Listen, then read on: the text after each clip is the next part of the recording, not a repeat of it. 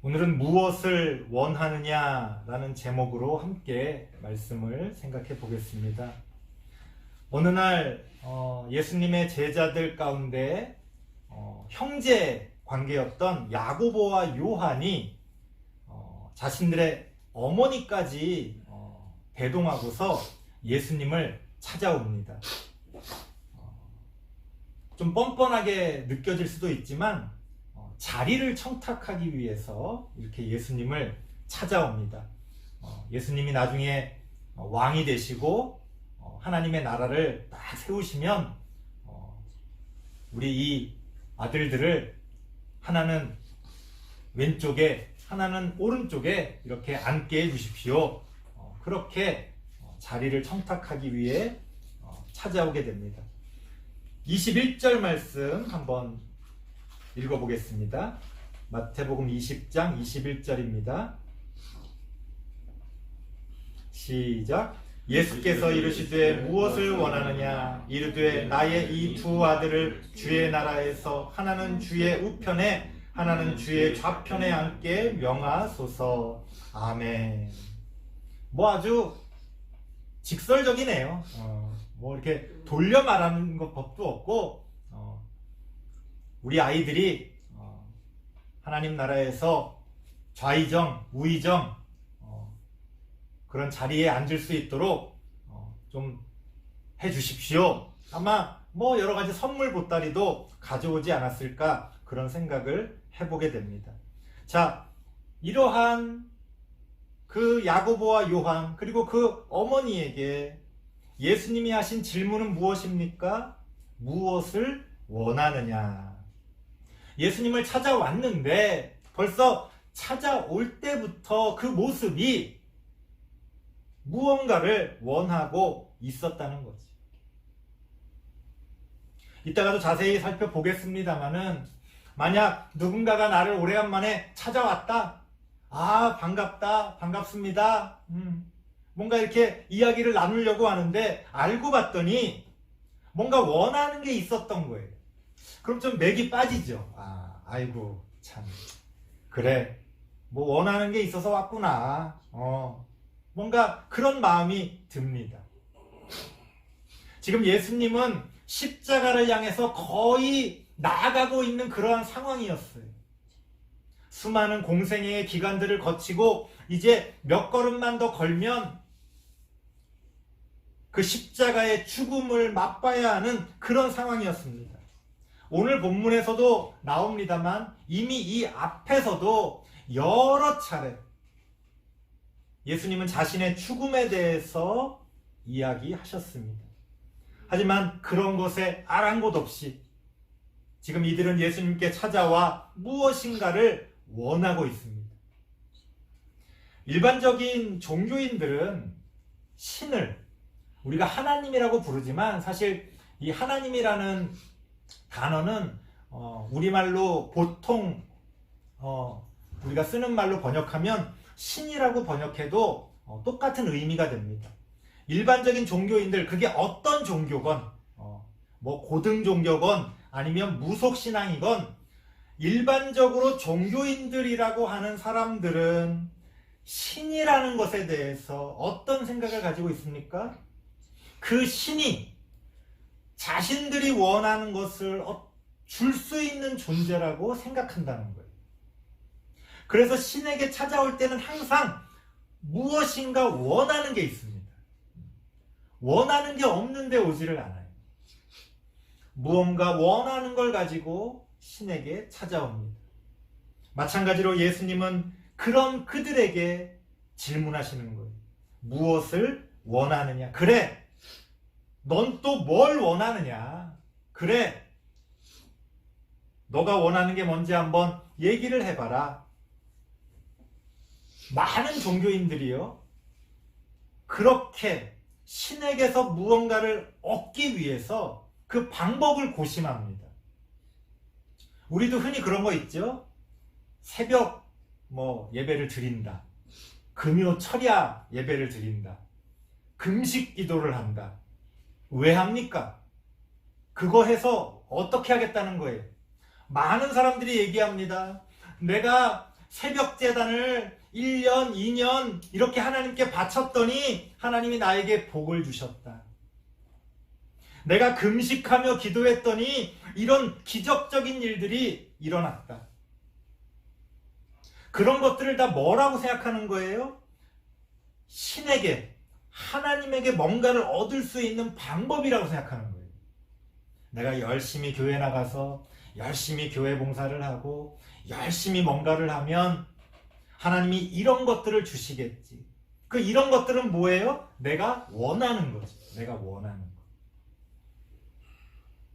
그렇게 일반적인 종교인들은 하나님을 자신들이 원하는 어떤 것을 줄 수 있는 존재로, 그래서 내가 어떻게 하면 그것을 얻을 수 있을지를 끊임없이 생각하고 그런 이야기들을 나누게 됩니다.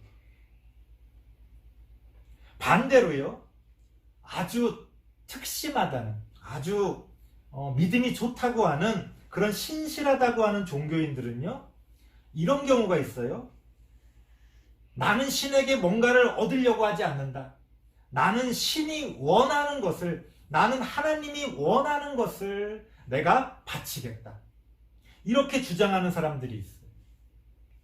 흔히 우리 이슬람 막 극단주의자들 보면 막 테러를 행하고 막 그런 어떤 모습들 보면 다 뭐라고 그래요? 알라 신의 뜻으로, 알라의 뜻으로 그렇게 한다는 거예요. 그 알라라는 말이 신이고 그 알라라는 말이 우리말로 하면 하나님이라는 거예요. 그러니까 그들은 하나님의 뜻으로, 하나님이 원하는 것을 자신들의 목숨을 바쳐서 행한다는 거예요.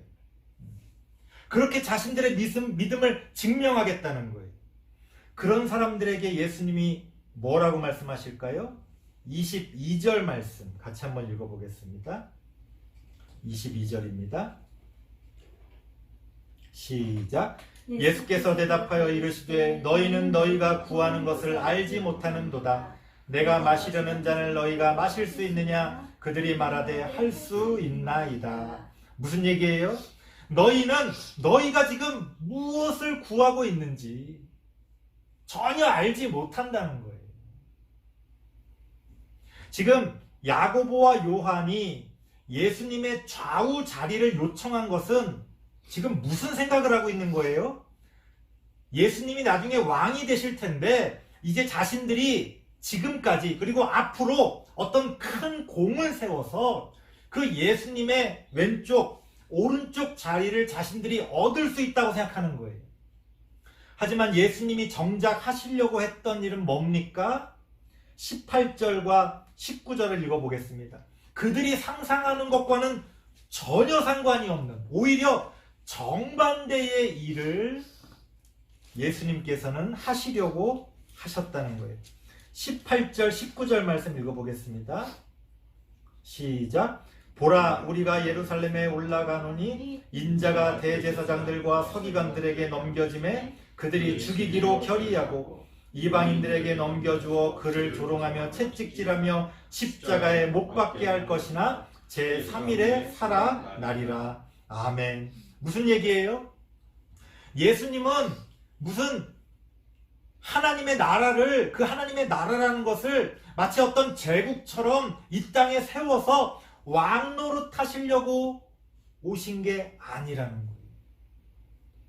인류의 죄를 짊어지고 구원의 길이 어디에 있는지를 가르쳐 주기 위해 그 십자가를 사람들에게 보여주기 위해 그렇게 이 땅에 오셨는데, 제자들은 지금 나중에 성공해서 부귀 영화를 누리는 그런 것들을 꿈꾸고 있는 거지. 자신들이 지금 무슨 얘기를 하고 있는지, 내가 마시려는 잔을 너희가 마실 수 있느냐? 네, 마실 수 있습니다. 아멘, 할렐루야. 하지만 자기들이 지금 뭘 마시겠다고 하는 건지를 전혀 엉뚱한 생각을 하고 있다는 거예요. 신을 위해 내가 뭔가를 바치겠다고 하는 사람들 10중 8구, 아니 10중 10은 다 엉뚱한 생각을 하고 있는 거예요.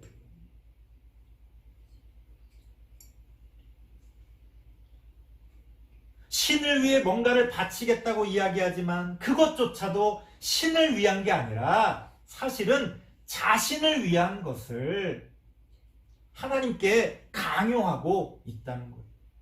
앞서 말씀드린 이 두 부류, 신에게 원하는 것을 얻으려고 하는 사람들, 반대로 신을 위해 무엇을 바치겠다고 하는 사람들, 마치 언뜻 보면 정반대의 사람인 것처럼 보이지만 실상은 같은 작동 원리로 움직인다는 것.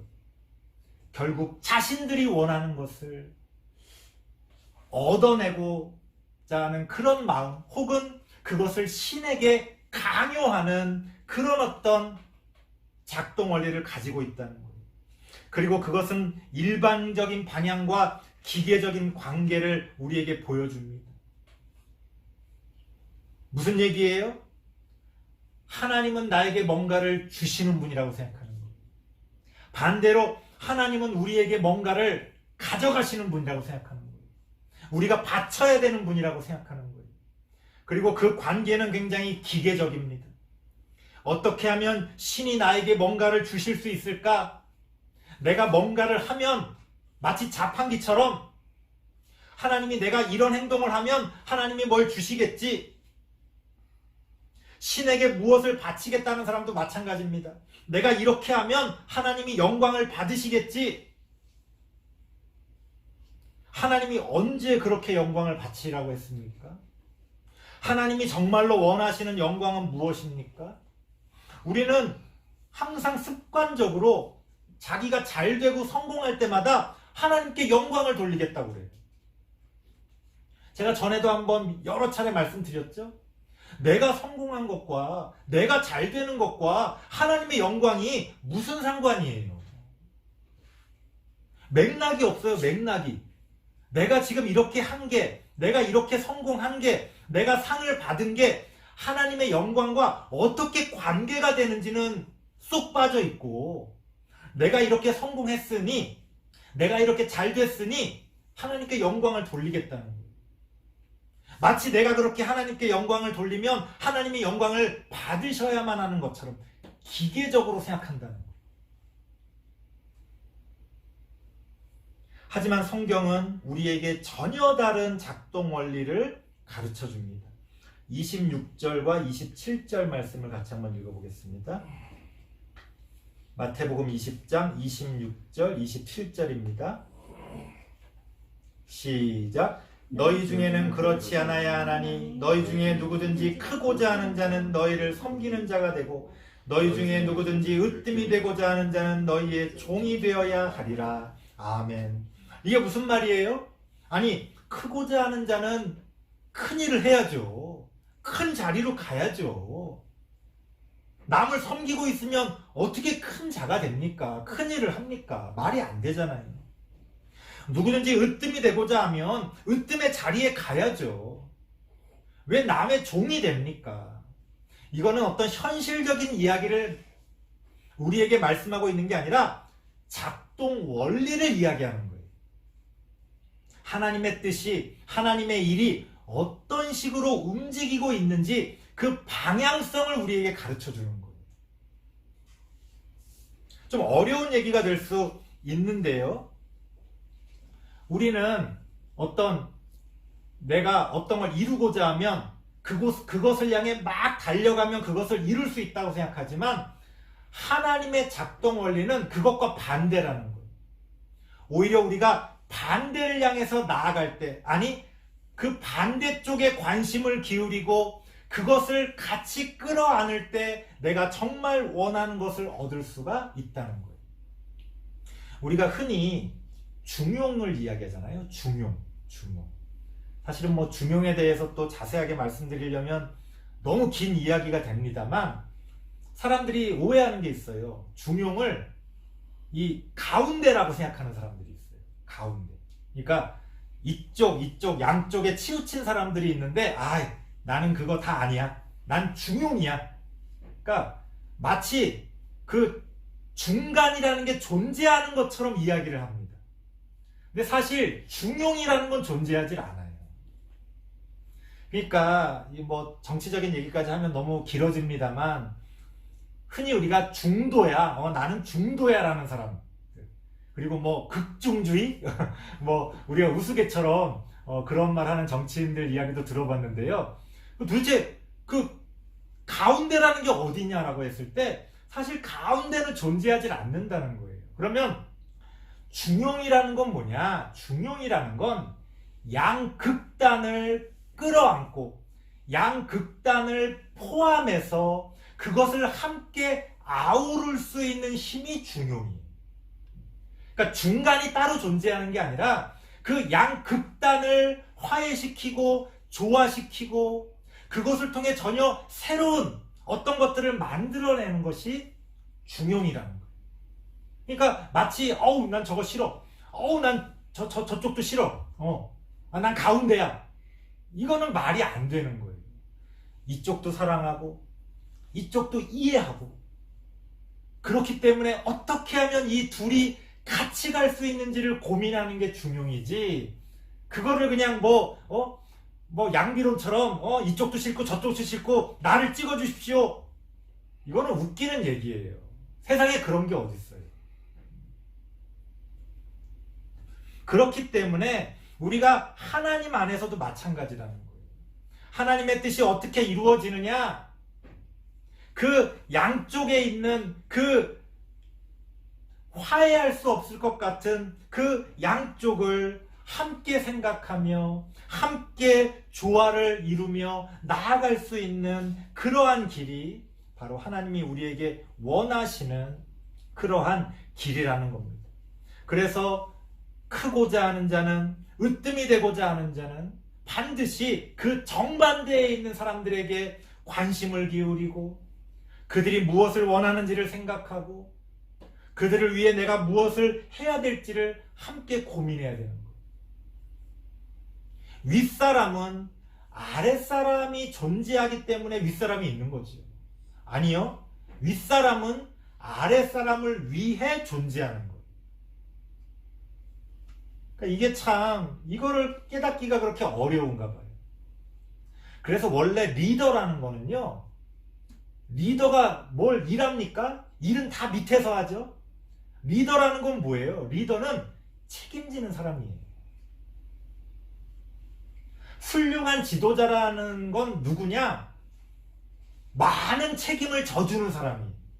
그래서 자기 밑에 있는 사람들이 마음껏 일할 수 있게 그 장을 마련해주는 사람이 훌륭한 리더예요.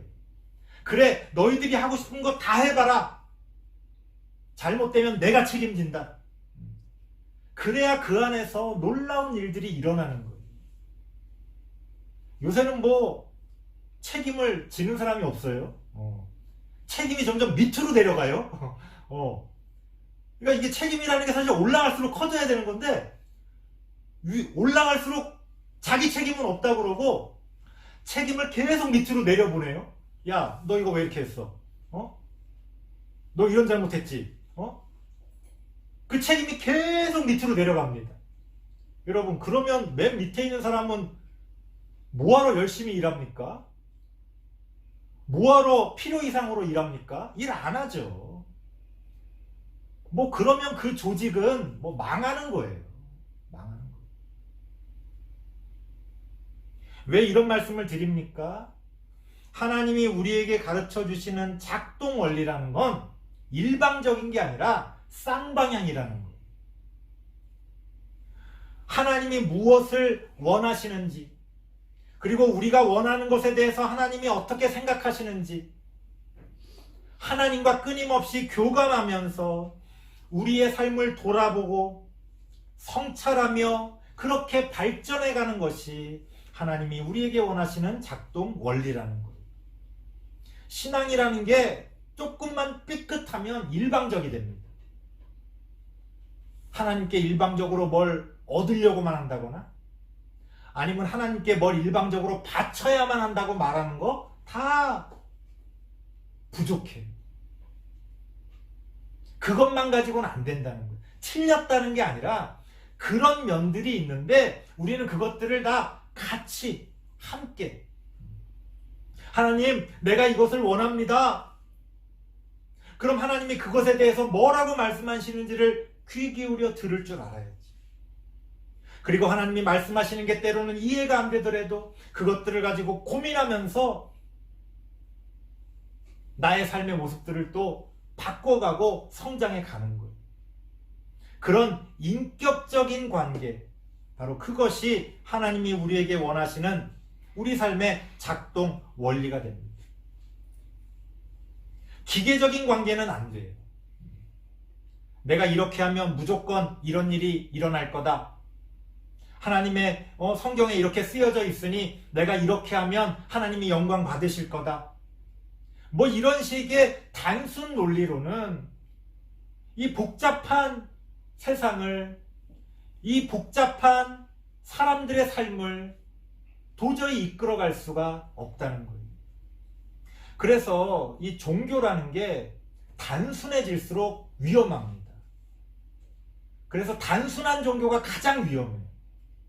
쉽게 어떤 답을 말하고 너무 명확한 길을 제시하고 이러하면 이렇게 된다라고 하는 단순 논리로 사람들을 가르치는 종교가 가장 위험한 거예요. 사실 그런 종교는 없는 것보다도 못할 때가 많이 있습니다. 그래서 많은 사람들이 저에게 질문할 때가 있어요. 목사님, 이거는 이렇지요, 저거는 저렇지요, 이건 어떤 건가요? 그럼 제가 일단은 아이고 하고서 이렇게 한숨을 쉬면서 시작해. 왜? 말하자면 이게 너무 길어. 설명하자면 너무 복잡해. 하지만 사람들은 그런 어려운 이야기 듣고 싶어 하지 않습니다. 단순한 것, 분명한 것, 당장 내가 붙들 수 있는 것, 그런 것들을 원하지. 그래서 그런 대로 사람들이 몰려가는 거예요. 여러분들 막 무슨 이단 종교 보면 아니 저렇게 문제가 많은 저런 종교에 왜 사람들이 빠지나? 그 단순함의 미학이 있는 거예요. 복잡하지 않고 깊이 생각할 필요 없고 그냥 그 안에 있으면은 너무 세상이 명확한 거예요. 내가 해야 될 일이 너무나 분명한 거예요. 그러니까 다른 것들을 감수하고서라도 그 골치 아프지 않고 머리 아프지 않은 그게 너무 좋은 거예요. 그래서 거기에 빠져갑니다. 왜 우리는 독재자를 원합니까? 그 독재자가 가져다주는 그 달콤함이 있는 거예요. 세상을 이분법적으로 딱 나눠서 내 편, 네 편으로 갈라서 이야기하는 그 논리가 너무 쉽고 너무 그냥 속 시원하게 다가오는 거예요. 하지만 이런 것에 다 너무나 큰 위험이 도사리고 있습니다. 그런 자리에는 하나님과의 인격적인 관계는 없어진다는 거예요. 하나님을 말하지만 하나님이 없는 거예요. 하나님의 뜻을 말하지만 아무도 하나님의 뜻에 관심이 없습니다. 인간들의 욕망만 넘쳐납니다. 하나님을 이용해서 자신들의 욕망을 추구하는 거예요. 하지만 하나님은 뭐라고 말씀하십니까? 너와 반대편에 있는 사람의 말에 귀를 기울이라는 거예요. 그 사람의 말이 틀렸을지라도 왜 그 사람이 그런 틀린 이야기를 하고 있는지 이해해 보라는 거예요. 다 받아들이고 다 함께 가자는 게 아니라 그러한 귀를 기울이는 그러한 과정들을 통해서 우리가 온전한 우리의 길을 찾아갈 수가 있다는 겁니다. 그렇게 성경은 우리에게 그런 작동 원리를 이야기합니다. 누구든지 크고자 하는 자는 섬기는 자가 되고 누구든지 으뜸이 되고자 하는 자는 너희의 종이 되어야 하리라. 그것을 몸소 보여주시기 위해 하나님이 자신의 독생자 아들을 이 땅에 보내주신 거예요. 예수님의 의미가 거기에 있는 거예요. 무슨 예수님이 기적을 행하고 뭐 놀라운 어떤 것들을 해서 예수님으로 하나님의 아들로 증명되는 게 아니라 하나님이 자신의 아들을 이 땅에 인간의 모습으로 그 인간의 가장 낮은 자리에 보내주셨다는 것이 그 사실 자체가 하나님이 우리에게 가장 큰 진리를 선포해주고 있는 겁니다. 그래서 예수님은 분명하게 말씀하십니다.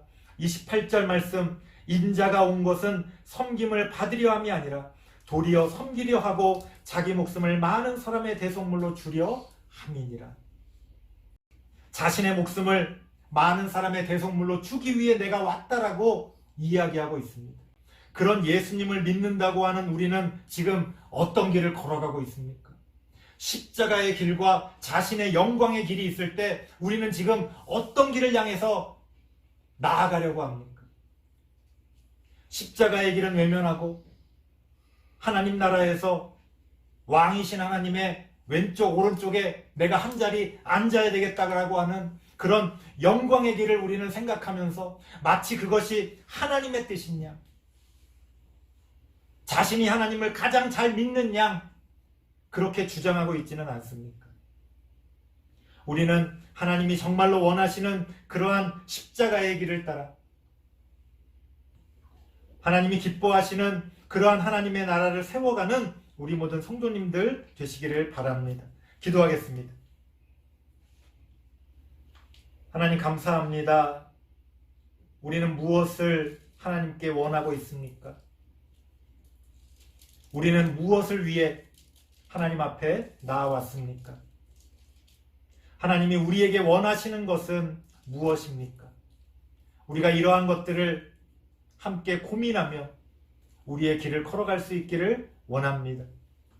그렇게 걸어가는 우리의 길이 하나님의 뜻과 합쳐져서 하나님의 놀라운 일들을 이루어가는 또 그러한 우리의 삶이 되어지기를 원합니다. 하나님께서 우리를 그 진리의 길로 인도해 주시고 주의 선한 길로 우리를 이끌어 주시며 우리가 그렇게 하나님과 동행하며 나아갈 수 있도록 우리와 함께하여 주옵소서. 예수님의 이름으로 기도드리옵나이다. 아멘.